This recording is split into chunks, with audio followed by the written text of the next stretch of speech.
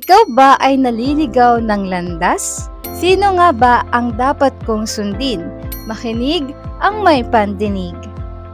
Hello everyone, this is Melanie and welcome to Kaspo Sarang Channel. Hi guys! So ngayon naman, pangalo na continuation pa rin tayo ng The Names of God. So last time nakilala natin si God as the Lamb of God and the perfect sacrifice is si Jesus Christ. So today ano kaya? Pangalo is Jehovah Ra.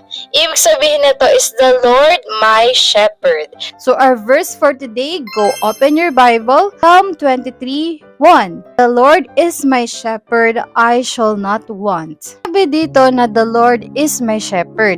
Ano nga ba yung shepherd? Yung shepherd is yung Lord natin at tayo yung mga sheep. So ang shepherd kasi, yung talagang shepherd ha, are the one who protect, guide, sa mga sheep. Ate Melanie, bakit mahalaga ang shepherd sa mga sheep? Mga sheep kasi they're a social animals. They're most likely to rely doon sa mga flocks nila for protection and guidance. In the absence of the shepherd or yung human caretaker, probably yung mga sheep, they become stressed and disoriented. They're also vulnerable sa danger, predation, sakit, without the protection and preventive ng shepherd. So, ganoon din tayo. Since tayo mga sheep and si Lord yung ating shepherd, ang mangyayari sa atin kapag lumayo tayo sa kalooban ng Diyos, maliligaw tayo. We become stressed and disoriented. Feeling mo nun physically healthy ka kung kahit walang Diyos? No. There is a high chance and a possibility you are still in danger kapag wala kang Diyos sa buhay mo. Danger not just physically but also spiritually, emotionally, mentally. Truly, the Lord is our shepherd. He listens to our prayer, listens lalo na dun sa mga sumusunod sa Kanya at yung anak talaga niya. Pag we are declining the presence of God in our life, unconsciously welcoming the evil forces enter in our life. Enemy, the evil is delighted kapag nai-snatch niya yung soul mo to be with Him. The enemy is delighted kapag hindi ka nakapag-quiet time, kapag hindi ka nagbabasa ng Bible. The enemy is delighted kapag hindi ka nagpe-pray, kapag disobedient ka kay God. Enemy is delighted kapag lumalayo ka sa Diyos. Please don't skip because I think you Really need to hear this. This story is about The parable of the lost sheep. Pupunta tayo sa Lucas 15:4-7. This is so exciting guys to read. Very relatable kahit sino. Kung sino man sa inyo ay may 100 tupa at mawalan ng isa, ano ang gagawin niya? Hindi ba't iiwan niya ang 99 sa pastulan at hahanapin ang nawawala hanggang sa ito'y matagpuan? Kapag nakita na niya ang tupa ay masaya niyang itong papasanin.